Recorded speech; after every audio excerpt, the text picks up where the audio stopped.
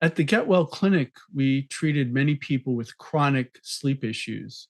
These are people who had sleep problems for 5, 10, 15 years.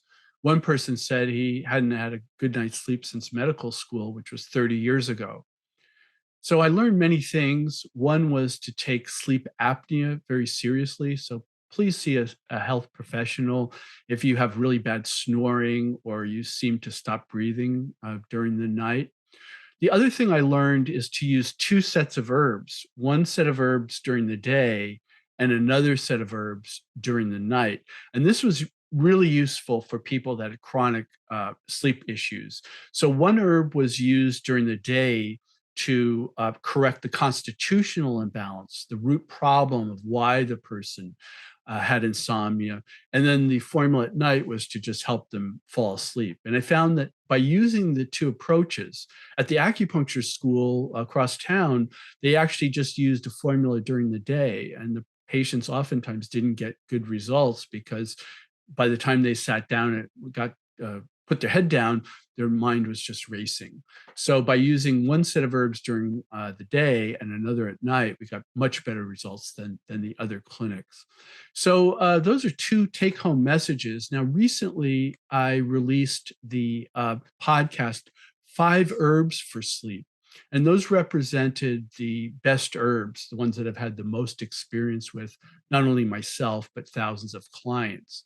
But the next five that I'm going to cover are very beneficial. One reason is you may not be able to get some of the first five herbs. And the other reason is, sleep herbs and sleep drugs even are very individual. What works for one person may not work for another person. So today we're going to discuss the next five best herbs for sleep. If you enjoyed this video, please be sure to like and subscribe to our channel, and be sure to hit the alert button to be notified of new videos each week.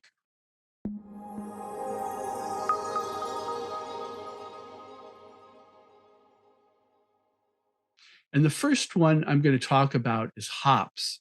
And so based upon a per poundage level, hops are probably the most widely used sedative herb in the United States. Why is that? Because hops are in beer. So hops are also used as a natural medicine. The tincture is used for pain conditions, and I believe it's used for indigestion, although not a lot of people use it for that anymore. And there are also topical skin creams, but they have nothing with hops, but they have nothing to do with going to sleep. So my take-home message on hops is it's not one of the strongest sedative herbs for sleep disorders. However, it may have a role in a sleep formula, combination of sleep herbs. So the one that I'm excited about in the next five is passion flower. And what I didn't know is that passion flower the name was given by Spanish explorers to symbolize the passion of Christ. Of course, passion flower is found in the United States and also in South America, and has traditionally been used for quite a long period of time as a sedative or as a sleep agent. Now, there are some studies, or at least one study on fibromyalgia, and it was shown not to be particularly effective. But there are studies that suggest it's effective for insomnia. In one study, they used an extract of 60 milligrams at bedtime and for 2 weeks. And then they did another comparative clinical study where they compared drinking prepared passion flower tea by steeping as opposed to a prepared formula. And both worked quite well.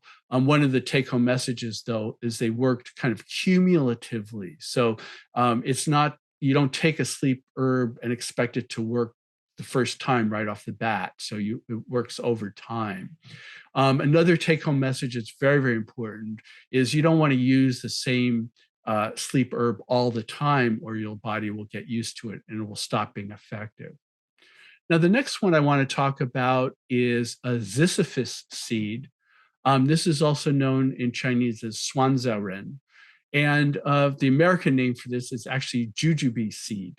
So I used to buy back in the 80s, I used to buy jujubes in Chinatown, and they were $2 for a whole big 1 pound bag of jujubes.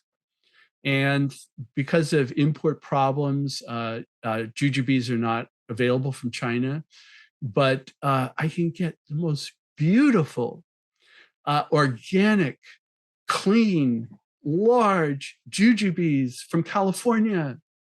And the cost is $16 an ounce. That's like 80 times difference if my math serves me right. So jujubes are said to be sedative. So if you do, you can get the fruit, willing to pay the price. It can be brewed up as a tea. It's better used as in a Chinese herbal decoction. But Ziziphus seed, or jujube seed, is a specific remedy for a chronic and acute insomnia. It works a lot better for chronic insomnia along with other herbs. So there's a classical formula called Guipitang, and this is a formula that's been used for hundreds of years for insomnia. It's used by Chinese herbalists, and one of the ingredients in that is Ziziphus seed. Although, as I mentioned, if I've used it by itself and I've been disappointed. Now, lavender. Now, don't forget about lavender, because lavender is sedative and helps support insomnia in many ways. So lavender tea and lavender, there's now high-tech lavender oil extracts available over the counter, capsules that you consume orally. And those work really well as sedatives. And in general, sedatives work well at night because they sedate you and cause you to go to sleep. But don't forget the topical application of lavender. So people use lavender, they put lavender in next to their pillow or under their pillow to help them sleep. They put drops of lavender on their pillow. They can even apply lavender to PC6, which is Naguan, which is this acupuncture point here. And that has a calming aspect too. So I've recommended to clients to use herbal formulas either with lavender or without lavender before bed, but to also use lavender as an aromatherapy. And so, as I mentioned, to use on the acupuncture points. You could also use it basically, you can also inhale it. That's a good idea. Put a couple of drops right here, and then cover your face like this and breathe in, and you can breathe in the aroma of the lavender oil. So you don't want to take lavender oil in dropper form and just consume it orally. You don't want to do that without a practitioner's recommendation. But there are, as I mentioned, lavender oil capsules. And then, as I mentioned, lavender oil can be used topically. And this is just a great adjunct, a great herb to consider. There's even some studies, most of the studies though, show that the specific lavender oil made in Germany has an effect at anxiety. And people that took this herbal capsule for 6 to 10 weeks had much less anxiety compared to a placebo. And now the last one I want to talk about has insomnia or sleep right in the name of it. It's called ashwagandha. And the botanical name is actually Withania somnivora. Withania somnivora. And somnivora has to do with sleep, falling asleep, somnolence or sleep. So ashwagandha is a very interesting herb. It's considered an adaptogenic herb, and that means it helps the body adapt to stress. So people in the clinical trials are taking ashwagandha before bed to help them sleep, but people also take ashwagandha during the day for stress. And of course, if a person's less stressed at night, then they will find it easier to go to sleep. Now, naturopaths and some herbalists recommend ashwagandha to help reset the hypothalamus pituitary axis, or HPA axis. And those practitioners recommend ashwagandha before bed. because they say it helps restore cortisol and has other benefits to take it before bed. So, but as I mentioned, other people find it just fine during the day to help with stress. So I think ashwagandha is just a really excellent herb to consider.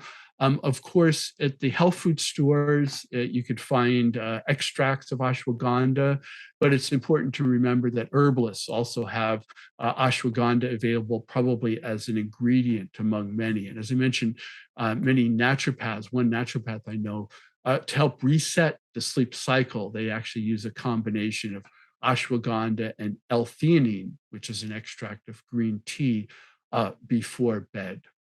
This concludes our podcast on 5 more herbs for sleep.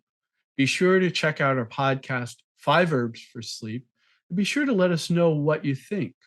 Are you having trouble sleeping? Have you tried herbs for sleep? What have been your results? And please hit subscribe because that really helps us. Thanks for joining us, and for more information, please visit us at getwellfoundation.org.